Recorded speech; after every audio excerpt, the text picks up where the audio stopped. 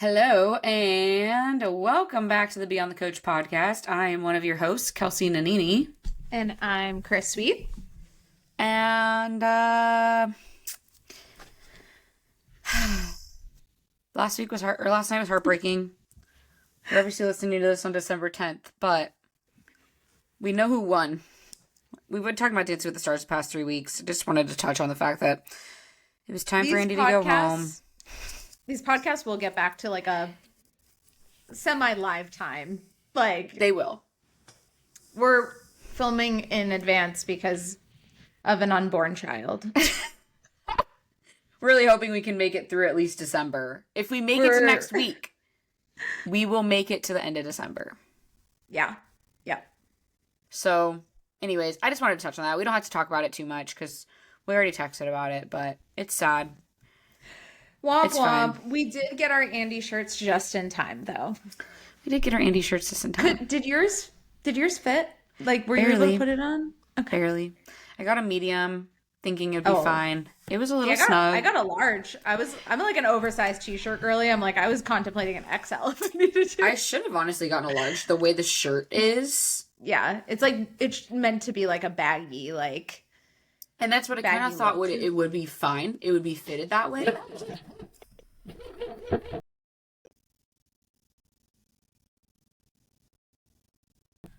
Honestly, I was just saying hi to the neighbor dog. That's all. Him and I are alone, home alone It today. was like a jump scare. Yeah, him and I are just alone today, chilling, and Burrow's at daycare. Yep. Yeah, you're being a little punk. And Caden's gone, so he's just hanging out with me in the room. He was protecting. He was like, hey, my mom's podcasting right now. Don't bother her. Yeah. But I'm going to. I'm going to bother her. Yes. Yeah, I thought it would be baggier because it's the style, and so maybe I just wasn't thinking, or I don't know. Hindsight, wish I would have gotten a large, but it's fine. Note to self. I'll never wear it again because it's bad luck, so it's a one and done thing. It's my sleeping shirt now. It is a good sleeping shirt. It'll be I did sleep in it last night. It was kind of funny waking up with Andy on my shirt. I was like, It good was a morning. really great shirt. When I told Caden that I wanted Alex to win now, he was like, are you going to get an Alex shirt too? And I was like, no, I think it's kind of weird to get it's funny for Andy. It's kind of weird if I get a shirt with Alex on it. Yeah. Also, So. could be bad luck. Like, wouldn't want to order a shirt I and then can't order anymore. Maybe I should get who I don't want. I'm going to get a Whitney shirt. that would And be we'll a good just one. knock someone out every week. And then it'll be whoever's shirt I buy that year. Can you imagine if that starts working and then we're like, oh shit, we need to start doing this for like NFL teams. I'm going to get all these shirts for NFL teams I just want to lose. I'm going to get a Chiefs shirt to start. Yeah. Knock them out. See ya. Yeah. Bye. Bye. We're like somehow psychic. Yeah. But anyways, I digress. We're gonna chit chat today. We're gonna talk about the holidays because by the time you're listening to this, I know Thanksgiving has passed. Wild. Your clients maybe I know. I hope we had a good Thanksgiving. You know, like thinking about past us a couple weeks ago, like I hope it was a good one. It's so weird. We're talking to our future self where it's like, hey, future self, I hope you had a really good Thanksgiving, and I hope that all is well on the other side, and I hope December is treating you really good right now. And hey, Past Kelsey, I hope you got like that glass of red wine you've been wanting because you had your baby before Thanksgiving. Yep. Hey, baby, I hope you're doing well. Hey, baby. I hope you're letting me sleep a little bit. It's funny. It's like a diary to myself. Aw, how cute. You could play this for your cute. child in like 10 years. Yeah. You were still in my belly when I recorded this, and then when it's launching, you're out of my belly. I hope. But today, we want to chat about the holidays, because if you're a coach listening, like I said, Thanksgiving has passed. There's like 15 days until Christmas. You're probably starting to, because there's a lot of holiday events. There's a lot of different things that happen during the holidays that, you know, there's all the like Office Christmas parties. Also, really great movie, by the way. Oh, such a great movie. But Office Christmas parties, there's a bunch of different holidays with families, get-togethers, fun events to do, and your clients, even if you planned for them to have a good holiday or a more flexible holiday, they're probably still experiencing some panic, a little bit of sabotage, a little bit of maybe guilt or whatever it may be. And so we want to kind of help you in, it's kind of like a lifetime plan. Which I think is, if you've been coaching by now, like always having a plan B, a plan C, even when plan B doesn't go according to plan, is really important. So we want to talk about like some certain strategies in different situations that you may find yourself in and how to work through them. There's a lot of them. The holidays can be tough.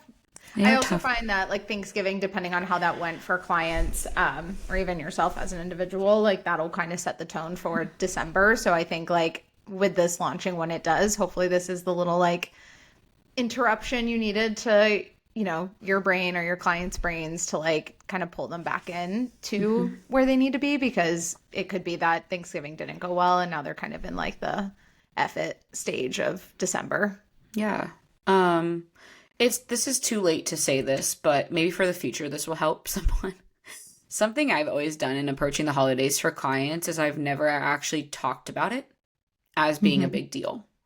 I think that a lot of coaches maybe get into this mindset of like, you don't have to like start in the new year. Like here's how I would like maintain weight through the holidays, or like lose weight through the holidays, or like just taboo topics like that. I actually just choose not to talk about it with clients, and I like take a more relaxed approach, because the bigger deal you make something, the bigger deal your client is going to make of it, right? And so if you're like, oh, this is happening, like, and hyping up the situation that doesn't need to be hyped up, it becomes a bigger deal. And then it more of a stressed out deal. Whereas if you're approaching it of like, dude, enjoy your holidays. Like, go eat a cookie that looks like Santa Claus. Enjoy holiday baking with your family. Like, if you approach it as just having fun and making memories, not that your client is going to perfectly have a good mindset about it, right? They're still going to probably have some panic, but they're going to have like a weight lifted off of them, because they're not going to feel pressured by you and everyone else to feel like they need to be perfect during that time. Yeah. I always like to look at it of just like how small of a percentage the holidays are in our year if we really treated them as what they are in a singular day, and not how some people do, where it compounds into like weeks and months. And, again, it derails you to where like you're starting to see it as like multiple different things, where I'm like, why can't you look at that family, gathering as like the same thing as gathering for like Sunday football, like the only difference is that, yeah, it's Christmas, but it's like, you still have food around you. You still have these things around you. You still need to eat. You still need to have, yourself to be fulfilled, but like you can do it in a way that feels really digestible. So I think it all starts from the mindset first. And honestly, from talking about holidays, a lot of it's like, what rules have you put on yourself in the past when it comes to the holidays that we need to start kind of reversing if your clients do hyperfixate on the holiday itself? Yep, 100%. Something I've always said to clients that are feeling a lot of pressure, a lot of stress during the holidays, I always like ask them, I'm like, hey, in the long run, because we talk a lot about stress and how important it is to not be stressed all the time. I always say like, hey, like, let's look at it from this lens. You eat a cookie. Is you eating the cookie going to be worse off for you than the stress you place on yourself of not having the cookie and constantly thinking about the cookie and constantly being stressed about the cookie? In the long run, you probably eating a cookie is actually far better for you than stressing and like the lead up to that cookie. And so I always ask like weigh out the pros and cons of having the cookie. And I think when you really put it into that like simplification of it, it really does, like, you realize the weight of the cookie actually is not that much. Yeah, absolutely. I think though the first thing, like when you're going into this time of year with clients, it is road mapping. We talk a lot about road mapping. It's genuinely looking at the year and just being like, hey, the holidays do exist during this time. For me, I am someone who, like, I don't know, call me psycho, but like I could cut during the holidays because I just treat the holidays for what it is. Like, it doesn't stem into other days. I also don't come from like a very big family where I have like a lot of events and a lot of commitments. Like a lot of the times it's like Christmas Eve, Christmas, and then we're kind of done. And then like we move on. So I think it's depending on someone's circumstance to if like you technically could handle being in a deficit or not this time of year, and not putting yourself in the position of saying, oh, I have to be in a deficit because I want to look this way by a certain date. It's like the new year is there. The new year will exist. I'm not certainly in a rush for anyone to make that progress. It's really just based on the timeline you build for a client, which I think is where, as coaches, everyone needs to start first, is to know like what the plan is and what that client can expect going into that time of year. And for a lot of my clients right now, I'm reverse dieting them, or I have them in maintenance simply because like I know that there will be events, and I know that, you know, I have one client right now who's in a cut, but we're going to reverse her before Christmas because we're just like, hey, by that point, like it'll actually be in our best interest to just reverse you anyways. Like timelines have lined up perfectly to where like we're reversing at the perfect time. And it is less of a concern. So I think if you are a coach working with clients, it's even assessing like what phase have the clients been in and for how long have they been in that phase to know what the appropriate next step is. And just to simply use science of periodization to make that decision for them, not emotions or anything. It's genuinely just logic at that point to say, well, this is the next step. And conveniently enough, it's during this time of year. Yep. Yeah. Road mapping is so big. I think a lot of people stress about the holiday season because they're trying to lose weight throughout the holiday season. And it's like, hey, what if we just like chose for this period of time to not be a weight loss period of time? And you should know that. And like, I think that's to your point of road mapping, like the like kind of like underneath bullet point to that is like, know who your client is. Is your client someone who historically gets stressed about the holidays? Is a trigger the holidays for them? If it is, they shouldn't be touching a deficit anywhere near the holidays. They should be reversed out. Honestly, by now, they should be to maintenance by now and be able to hang out at maintenance, because the holiday season really, like in reality, while I don't have clients track on Thanksgiving, I would never have someone track on Thanksgiving or like Christmas or, you know, the big holidays, right? But hypothetically, you could probably hit your maintenance calories if you just went through the as normal throughout the holidays at maintenance versus pressuring yourself to be in a deficit at this time. So that's like the big thing, is planning for it. And if you do have a client going through a deficit in the holidays, and I've given my clients options, I've showed them like a roadmap of 2, like, hey, we're going to roadmap for you, especially for clients who have just been around with you for so long. Yep. Road mapping for them, like, hey, you've been in maintenance for a year now. Like, it is time for us to consider, like, do you want to go into a weight loss phase? Like, we've been pretty like lenient on a lot of things. And like, I showed them, I'm like, hey, here's what it could look like if we started a deficit in the beginning of November. We'd have a diet break for like 3 to 4 days around Thanksgiving, just to have you get a little reset. I like to do that just because there's maybe travel and if they don't have anything going on, I'm like, cool, then maybe we just do one day untracked, enjoy Thanksgiving, get back to the next day. It kind of dependent on what their plans are around that. Like if they're visiting family, I typically give them a diet break. The whole week from like, I'll usually do like the 23rd to like January 1st. I just build in, I'm like 10 days. You're in a diet break. You have a lot higher calories to work with. Maybe we're training a little bit less. And they actually come back from the holiday season less inflamed, less stressed, and actually weighing less while eating typically like 20% more and training less, because their stress is so substantially reduced because they just enjoyed their time.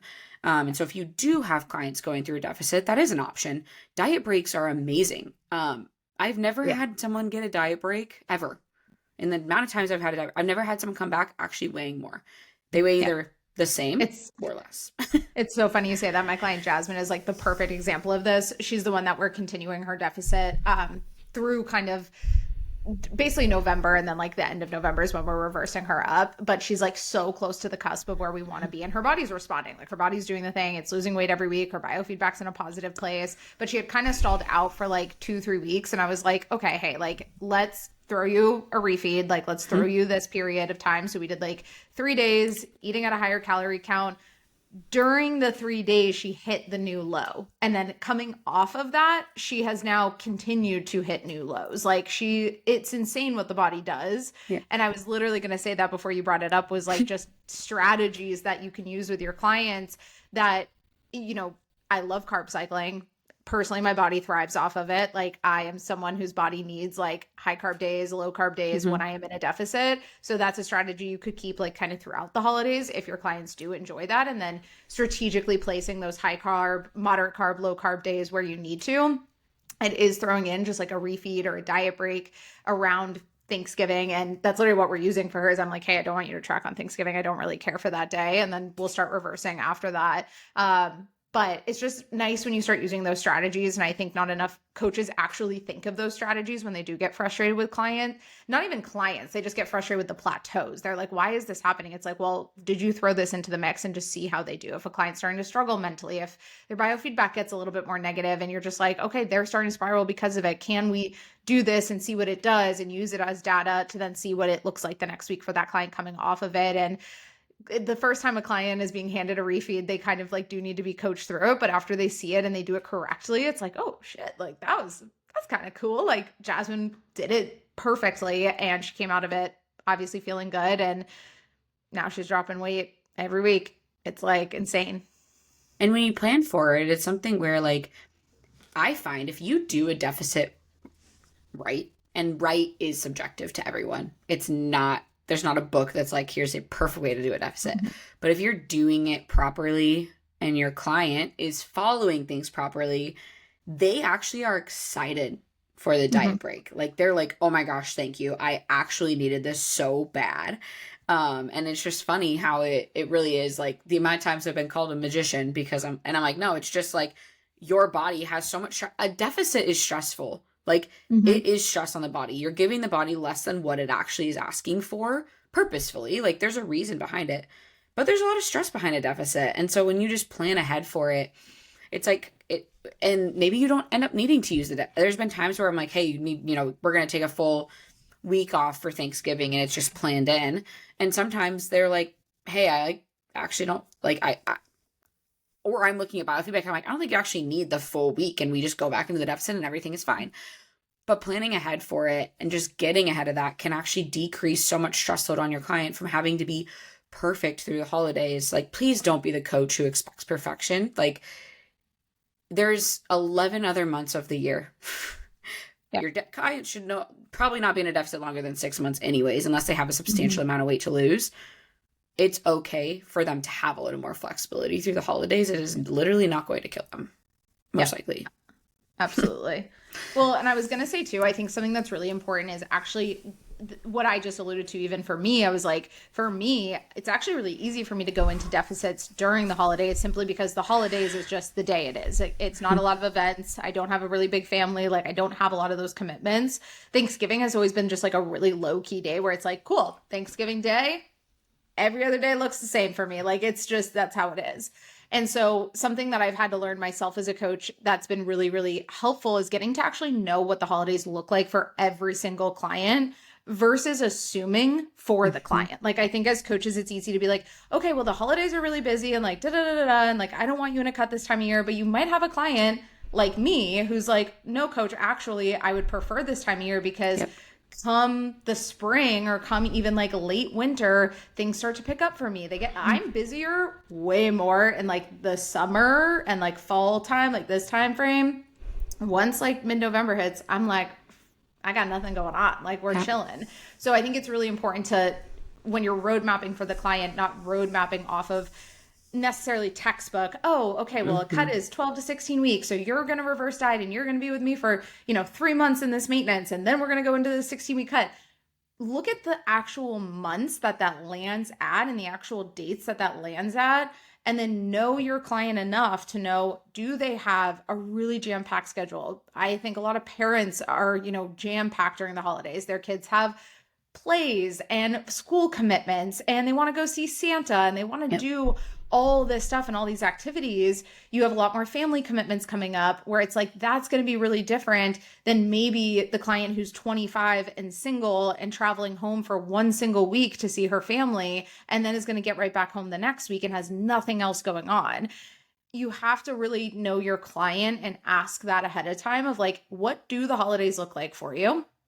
what typically comes up for you. Be honest about your schedule, because that is where the power of the roadmap comes in. Because then clients can also be like the ones who really want to get into a deficit, but you're like, hey, this is a chaotic time. It's able to show them, hey, but this is what's coming. Like come January, this is what's coming for you. If we do this the right way, like you're going to feel 1,000 times better than us trying to push it right now in a time where your body is simply not going to want that. And when adherence matters the most, like it's about, when can my client adhere, in what season itself is like the highest level of adherence I can get from a client, is where I'm going to throw them into that deficit, not textbook, oh, they can be in this maintenance for 3 months and then I'm going to put them here for 3 months and this for 3 months. Like it could be 4.5 months here and then 3.5 months here. And then like you could change up those timelines. They don't have to be so black and white. And I think that's where a lot of coaches struggle with their clients, especially newer coaches struggle with their clients this time of year, because they're trying to please the clients and stick to this textbook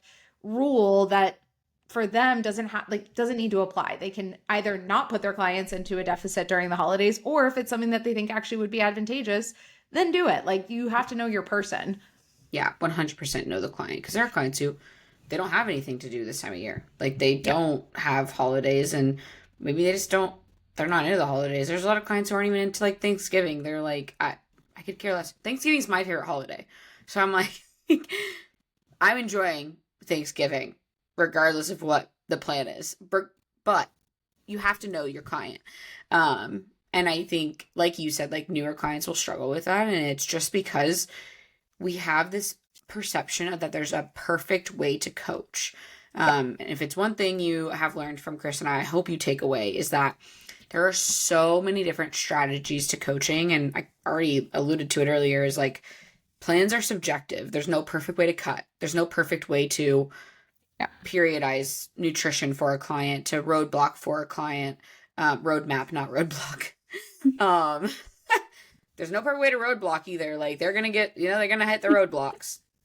But it's so different for every single person. And that's where like knowing who you are working with, knowing what their triggers are, especially like the holidays can be a really triggering time for a client, and people are worried about gaining weight. And so like when you think about the client that is on that side of the spectrum, they're really, really concerned about waking up 5 pounds heavier after Thanksgiving, or whatever it may be. And they're really, really hyper fixated on that.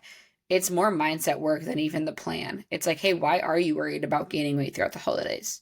Like if you gained 5 pounds one day and then 3 weeks later you woke up and you were the same weight you are before the weight gain, is that a problem for you? Or like, can we work through that? And I think it's just working through their mindset of like, why historically has this been a problem? Maybe they grew up with an almond mom who's constantly talking about their weight or talking about how they looked. And I think it's really figuring out how to be there for someone, because for that client, you can't be the coach who's like, nope, you have to be perfect. Like, nope, it has to be this way. Like that's only going to further the issue ultimately. Yeah. And that was going to kind of lead me into like strategies to apply to clients, basically, depending on the holidays. Yeah. And I think like we've talked a lot about nutrition. Obviously, there's periodization that comes into play that you can decide what is best. And then there's literal strategies that you can throw in of refeeds, diet breaks, carb cycling, all of that stuff.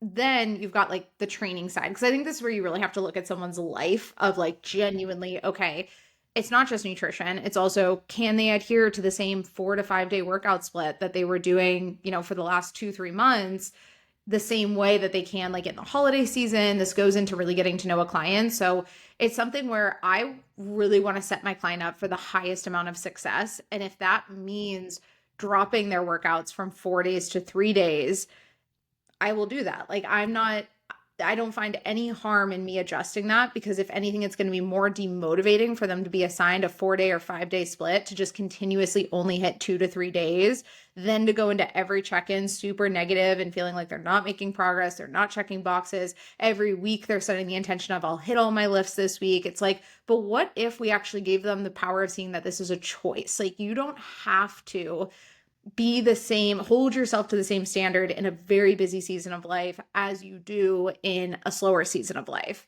And I know you and I have talked about that, of like even you switching up your lift schedule, or like the amount of lifts that you've done before, and me doing the same. It's like you have to meet your client where they're at, literally, and say it's not actually you giving into them. I think sometimes coaches think like, oh, I'm giving into them, like they're going to do less and I'm giving into this.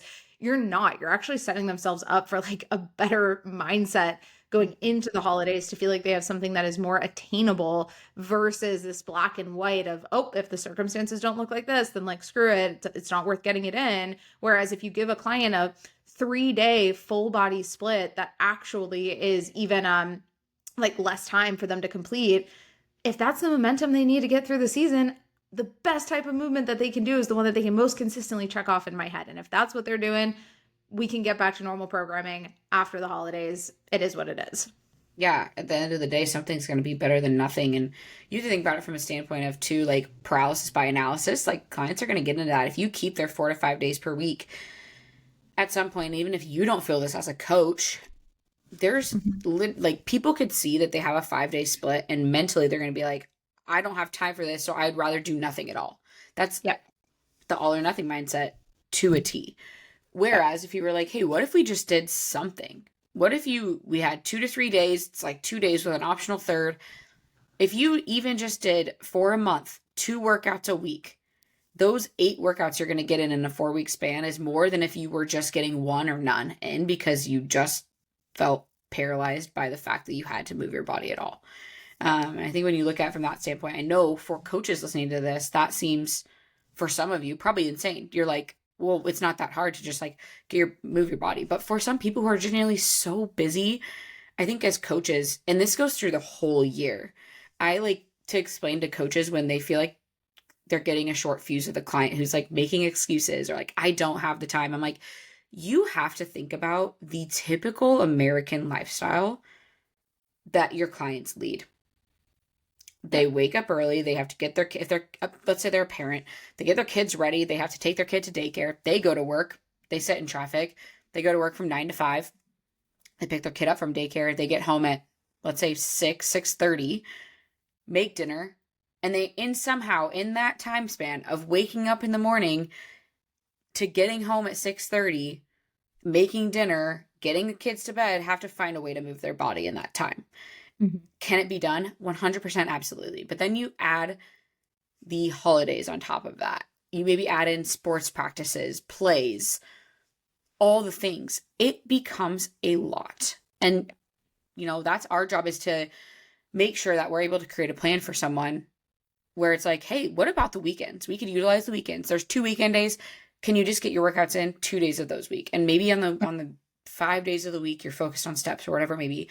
But I think it's easy for coaches because we have a little more flexibility at home. Like, I'm not going to sit here and pretend like I don't have all the flexibility in the world to figure out a time where I can go get my shit done.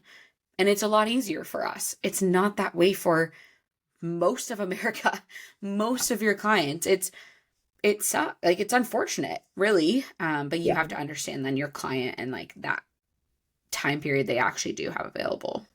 Yeah, I would say most coaches that I talk to, their biggest challenge a lot of the times is like they're so far past the challenge that their clients are going through. Like they're so far past those initial steps that even they had to make in their fitness journey that it's hard for them to see that, oh, there was a point even in my life at one point where it was hard for me to get this in, or like I was working from 5 a.m. to, when I was doing in-person training, all this stuff, like I was getting up at 5 a.m. and I was doing this stuff and I had a lot less time and a lot more stress for different reasons. And, for coaches, it's so easy to get stuck in that and to forget our life as entrepreneurs and coaches is not the majority. Like a majority of people do not have the ability to choose what time they set their alarm in the morning and what time they get up and what time calls are happening and what time they're going to the gym and all those things. A lot of times there's other commitments that are going to force them to then have to choose, when do the things fit in? Like, how do I fit fitness into my life versus making fitness my entire identity and now trying to fit a life into it? Like, it's not that way. And so, yeah, I think it's definitely something where coaches can get really tripped up there, especially going into the holidays and thinking to yourself, oh, well, it's so easy for me to make a plate and stick to my plate how it is. But again, for the average person, probably not. They don't have that same conviction and haven't gone through the years and years and years and years and years of training your brain to even be able to stand up to yourself with your Aunt Susie who's calling out how your plate looks really big, or, you know, whatever. Oh, you're going to really eat all of that? Like, the comments have been there, but I think it's something that with time, you just have to work through it, and you get to be, as a coach, a part of helping someone through that. But it's not going to be a night and day difference. It's actually going to be something that's actually really slow, and it's probably going to be something that comes up again next year for this client, and you're going to have to continuously work with them through it. But that's where planning ahead and being proactive versus reactive with a client's plan is going to help them also be proactive and not reactive. And trying to fix that mentality for them, giving them the right tools as well to understand, like, okay, when you do go to Thanksgiving, and we say, because I know the advice is always like, just make sure you build a balanced plate and listen to your hunger cues and like whatever. And it's like, for the average person, they're like, I don't know what the hell that means. Like, everything's brown. There's no balance. There is not even what's the green bean casserole? I'm like, even my green bean casserole is brown. Like, it's not healthy anymore. Like, literally, there's no balance. And they're canned green beans. As there's like 4 pies in front of you, and you're like, well, everything is brown. Yeah, like, it's just, it's what it is. I'll use the apples in my apple pie as my favorite. Why am I thinking of that song where it's like, is it like all the trees? Like, isn't that a song?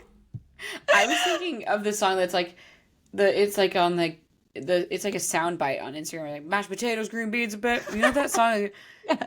I can't even sing it because I don't know what it's like, but that's what I know. But it is that. And so I think when you're talking to a client, it's less of like, okay, make sure half your plate is protein and a third of your plate is a vegetable and a third of your plate is, you know, a grain or a carb or whatever. For me, it's actually going into the event and making my plate how I want it. But the difference is I've actually had breakfast in comparison to most people going into Thanksgiving. So it's teaching your clients, hey, I want you to have a breakfast in the morning. I want you to have something with protein. Don't worry about tracking your macros. Just have something with protein. Have some eggs. Have fiber. I was going to say some fiber. I was like, for me, it's like even just having a smoothie and getting ahead on as much fiber as I can for the day. If it's in your control, after your Thanksgiving meal, I know some families do this where they actually go on walks after like their Thanksgiving meal, their Christmas meal. I know I'm also using a lot of Thanksgiving references. Obviously, this is releasing in December, but it all pertains to the same thing. But it's like, hey, can you, after you eat, see if you and your cousins want to go for a 15-minute walk, just like around the block, put on a jacket and just like step, like everyone's going to feel a little bit better if you do that. That's something that we used to do as kids, is like we ate and then we would just go like play outside and do stuff. And I think as adults, we lose that because we're no longer kids, obviously. So getting in some movement where you can, if it's 15 minutes after every meal, just going on a quick walk to help with your digestion, that'll help. It's also, for me, even just a rule of thumb of like, hey, glass of water between every alcoholic beverage. If your family's really big on alcohol, instead of telling yourself, I'm not going to drink at all and setting this really strict standard, it's like, let me just actually try to drink more water versus limiting alcohol and letting that be the goal, because you're going to find that you're fuller. You're not going to actually want the alcohol. You're not going to be finishing probably your glasses and glasses and glasses of wines like you used to. And you're just going to be more regulated, more present with yourself of like, oh, let me do this stuff that support my body versus saying, oh, I can't have this. It's like, but let me have this. Like, let me increase my water intake and let me do this. It's not taking it away. It's actually just adding to the things that help you going into these events and these circumstances that I think we need to coach clients through. And it's less of build the balanced plate, and it's more of like, hey, what can we do that actually sets you up for success? Is like, oh, the reason you feel super ravenous and have 12 plates at Thanksgiving is because you didn't have breakfast in the morning. Or, oh, the reason that you're craving 15 cookies is because you're telling yourself going into this event you can't have a singular cookie. Like, there's different mindsets and reframes we need to have that will set your clients up for more success. Yep. And to, like you said, like always eating prior. I remember historically, because Thanksgiving, it's always been my favorite holiday. I think it's mostly just because you get to be with people and it's not about gifts. It's just like food and gifts. And I actually do really like the holiday plate, but it's like, how often I'm not having stuffing any other day of the year. Dude, outside. I love stuffing. We make homemade stuffing, and I'm like, I really need to find a way to do it this year. Well, again, I don't know if I will, so TBD, you know. You can make it for me. I love it, and it's always been something I've done. And that's the other thing about the holidays, traditions. I always looked forward to it. It's something that my mom and I have always done together. My grandma would sometimes join in. But there's also the traditions around the holidays that I think are so important to remember and so keep in. Like, we always did like making stuffing together. We would do holiday baking. And like, even when we were grown up, like, we would always find a time that we would come home and do holiday baking. And like, that was something that like we always look forward to. And so I think also the element of like memory making, like, my mom never was the, like, she was always like pretty health conscious towards the like end of me growing up. Never was always overly almond mom, but there was never a time where she's like, oh, we're going to make the healthy version of this, or we're going to make a healthy version of cookies. Cause it's like, like, just have the cookie. And that's something I always like appreciated, was it wasn't like that. And so, especially if you're like a parent listening, or you're a coach listening that has clients that are parents, making sure that you're able to allow for them to still make it memorable. Like, I think it's cool and like badass that parents are also setting healthy examples for their kids, but there's also the element of like, hey, we can still enjoy the holidays. Like, you don't have to set out rice crackers for Santa. We could make cookies for Santa instead of giving them like, here's some carrots, enjoy. Yeah. You know, there's reindeer food is for Santa. Yes, there's the element of that. But yeah, back to your point of like the balanced plate, there's not always an option for that. Like, you could say like, oh, bring your own dish, but it's like I know my grandma, like, she was so prideful in having the whole spread for Christmas. It was always like, we either went on like the 23rd or like the 26th, which goes back to, I think I talked about this last week, or how I have 4 Christmases growing up, 4 or 5, and it was just a lot. And she always wanted to have the perfect spread, but no one ever brought anything. And I know people have those experiences at the holidays where grandma or their mom or whoever it may be makes everything. And like, there's not an opportunity for you like to slide in and be like, hey, can I make some like roasted vegetables, or can I make a salad? Like, sometimes they're like taking it all in. And so I think it's also, like you said, like, that's where we just have to find a way to control your controllables. Eat before you go. I promise you, if you have like a thick ass smoothie before you go that has fruit, maybe you throw some spinach, or, you know, I recommend spinach versus kale. Kale, I feel like you can taste the kale in a smoothie. Yeah. You can't taste spinach. But like, put in some chia seeds and like protein powder and different fibrous sources. I promise you, if you have a high fiber, high protein smoothie before you go to a meal, and it doesn't have to be right before, but even a couple hours prior to going, you will feel fairly satiated and not like so like hungry that you just are ravenous. And that's where, again, controlling controllables. And I also think it just sets the tone for the day, as far as from a health conscious perspective, to be like, you kind of just like make better decisions for yourself when you set the tone for your mornings. Like, you know, when you hit your workouts in the mornings or not, like just on an average day, not on a holiday, but like, you do tend to make psychologically better decisions for yourself because you made that first act. So I think it's all in just setting the tone and having something that is kind of that disruption to the pattern that you've had, that clients have had time and time and time again going into the holidays there. So I just wanted to add that too. For sure. Absolutely. And I always love, I think too, when you kind of like, I always like to say, like, I romanticize it. Like, I make it a more enjoyable experience. For instance, like working out. For a lot of people, working out on a holiday is maybe seen as punishment. It's like, oh, I'm going to burn off my stuffing. I have always seen it because my mom loves exercising. Like, it's a family thing. When I lived in Washington, when we had our home gym, she would come down and work out with me in our home gym, or I would go and work out in her home gym. Or like when I worked at 24 Hour Fitness or Orange Theory, we would go and do a class together, work out together. And I think when you can kind of bring that element in of like, either one, we just make it like a fun experience, or you're like, this is just my normal routine. I work out on Thursdays, and so by nature, I'm working out today. Or like, and you don't, it's not to say you have to work out. Maybe your family is turkey trot people. Maybe you're running like a 5K. Again, I know we keep saying Thanksgiving, but it's not a bad thing to want to move your body on a holiday, but it also doesn't have to be seen as punishment. Like, you could just genuinely do it because you love moving your body, and also moving your body can help with digestion for later on. I was going to say, also, it could just be that, hey, Christmas lands on like a Thursday this year. It's like, maybe I typically hit my lift on a Thursday. Like, maybe it's just usually in my schedule to wake up and hit the gym and do it. Again, it's going to be different for parents versus singles versus, those who have 4 Christmases, divorced parents. Like there's so many different scenarios that go into it. But I do think it's something where it's like, you could just treat it like a day, and that day just simply has a title on it. And how cool is it that on this day you get to go see your people and just have quality time with them?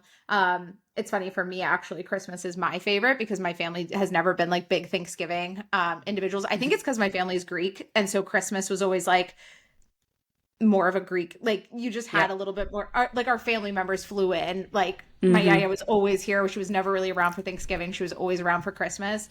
And for me, it's always been like, I just want to sit down and I just want to like be present with these people and like enjoy this food that I literally only have one time a year, maybe like a couple times in a singular month.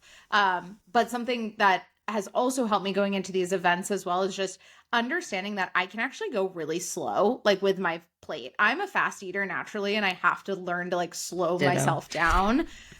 But something that I think helps on events and holidays is like slowing yourself down in the sense of like, make your plate that you want, but then don't gobble it up and not have a sip of water in between your no pun bites. intended. Like, again, like, fuck, we're talking about Thanksgiving. I need to make Christmas references. Well, people have turkey for Christmas. People True. have like Thanksgiving dinner for Christmas. Yes, they do. So gobble it right up. But Gobble. I think you forget that it's like, let me take a few bites of my turkey and then let me drink some water and then let me go back to it. Let me slow down and have a conversation with my cousin across the table versus being here sitting in silence. Everyone's eating their food. And now suddenly I'm like, my hunger hormones literally haven't caught up with themselves. So I'm now more so having, my eyes are bigger than my stomach. And I'm like, I want to go and have another plate because my body just simply hasn't had a moment of stillness. Whereas it's like, if you slow down and treat and like teach your clients that to just slow down regularly, it goes such a long way. I even think of like Asian culture with chopsticks. I'm like, honestly, it's genius to eat with chopsticks. You are eating so slow. It's hard.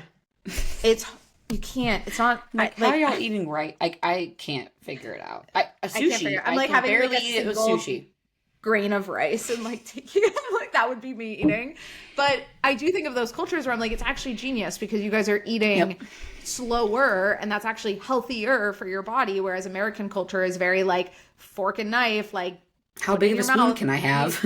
Exactly. And like American serving sizes, like it all goes together. So I think just even small passive habits that you can create like that for your clients to be like, oh wait, yeah, I didn't even think about the fact that like when I'm sitting at the table, I don't even bother to talk to my 80-year-old grandmother across the table. Let me take a moment to talk to her for a second and like just slow down and be here because I love this holiday so much, because I'm here to spend time with my people. Like that is why I'm here. So yeah. And then you can have like, for me, it's like, if I genuinely want another plate, okay, I'll go make another plate, but it's not to the point where I'm doing it out of the fact that like I'm sabotaging my body. I'm doing it because it's holiday and my body still wants it and whatever. And then I'll have a cookie after or whatever. Like it's just how it is.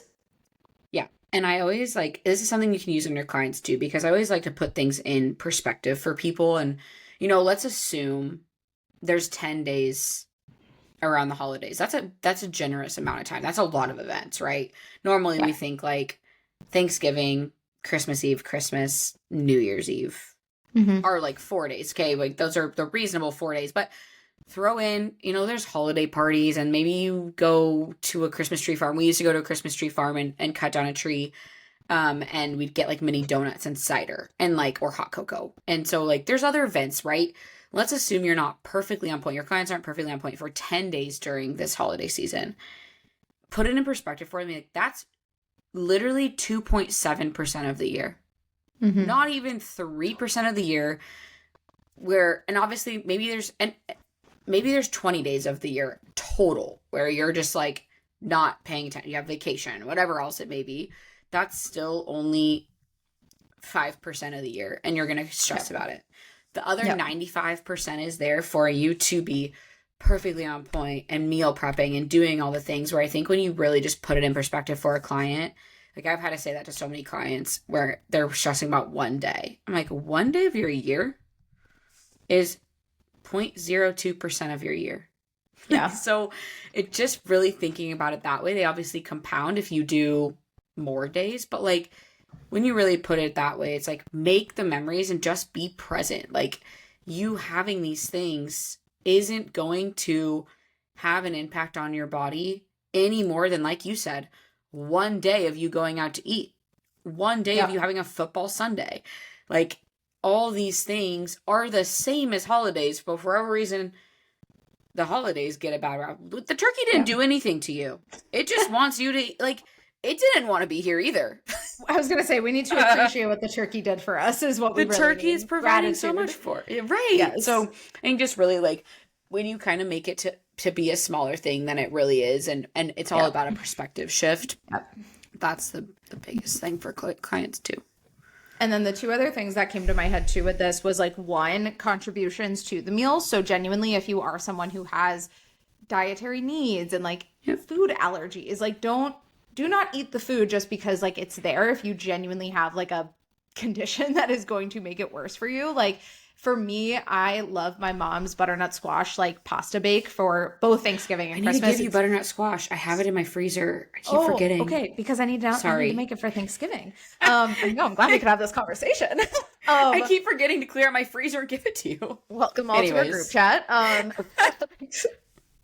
But I love this. And then when I started having a lot of like more gluten-based reactions, I actually started like years ago making a gluten-free version for me, just because I enjoyed it so much. And I was like, I don't want to have as intense of a stomachache as I was having from it. I want to actually enjoy it and still have good memories attached to this meal. Yeah. And so like for me, it's saying, hey guys, I'm going to bring this. And, you know, sure, it's modified to me. You guys can make your own gluten version if you want, but my family's always been totally fine with me making the gluten-free version. Also, like, I love bringing a shrimp cocktail to an event. I'm like, I do want my protein. I do love a shrimp cocktail. I do love a vegetable platter. Like, it is something I enjoy. If you want to bring and contribute those things, you absolutely can. The other thing I was going to add to is the after effect of like, sure, you're going to come out of Christmas. Your clients are going to come out of Christmas. Just don't step on the scale. Like it's a choice. If you want to step on a scale. My clients waiting a week to weigh in is going to be a better data point than them weighing in for the next 7 days in a row post-Christmas. You're going to feel bloated. Have your sweatpants ready.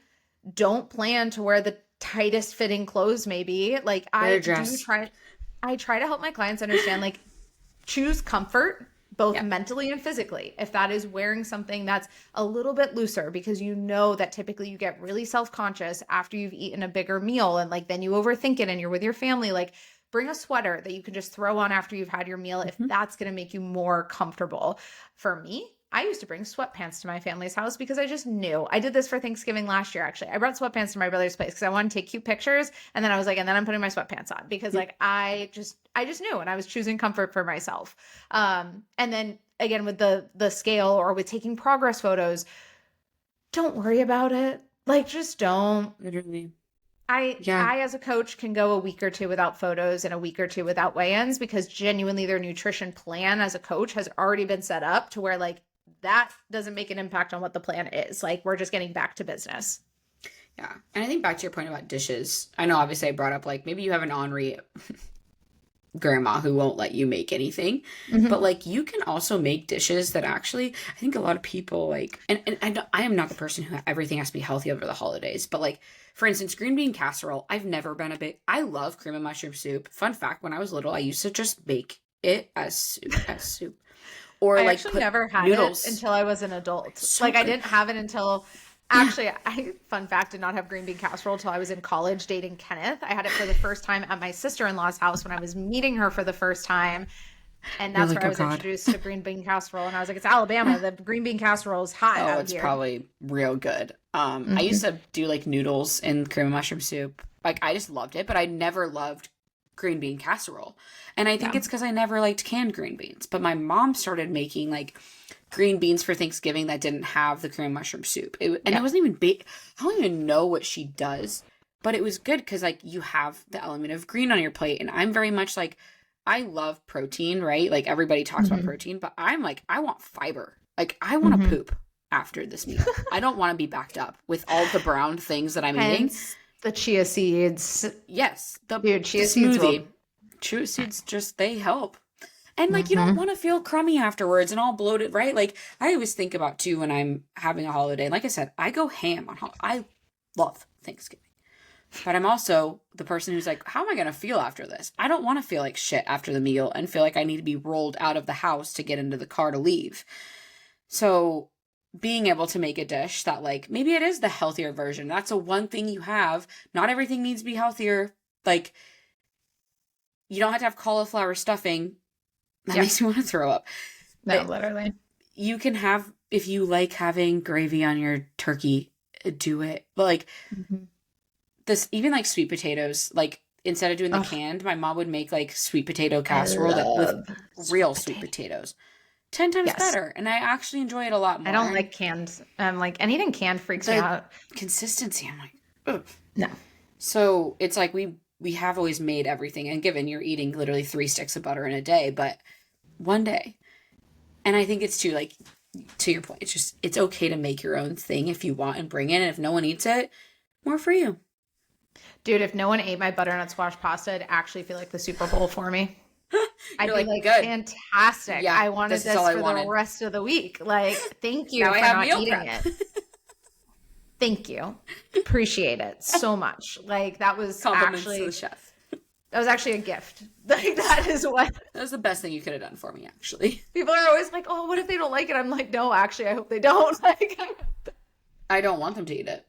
I don't want them to have it. So yeah, I think there's just like a lot more choices that you can help your clients see the power that they can make. Sometimes they get blinded by like the limitations and the rules and all the things. And it's like, what if we sat down and just like made a list of choices like that you get to make, and the power of choice? And that is you getting to make a plate. That is you getting to go for a walk. That is you getting to have a smoothie first thing in the morning.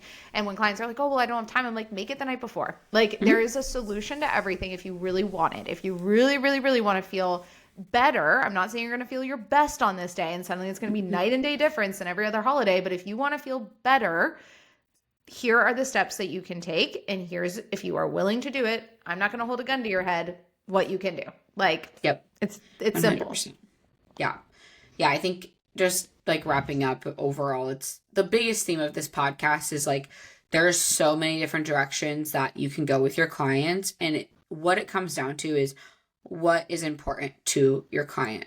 People love Christmas. If they love Christmas, like let them just enjoy Christmas and make sure it's not a stressful process for them.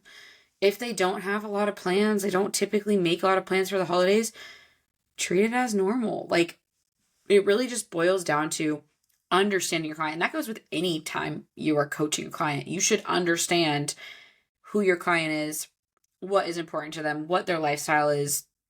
You don't have to be best friends with them, but at least just understand the psychological component of what they're going through and what they need. And I promise you're going to be such a more like productive, like successful coach because of it. 100%. And if you guys have any scenarios that come up for your clients, join our Coach Collective WhatsApp group, because you can be asking us these questions in like live time and we can be supporting you through it, because it certainly is a tricky time of year if you need a little extra support. For sure. 100%. The link is in the bio. And otherwise, thanks for listening, guys. See you in the next one. See ya.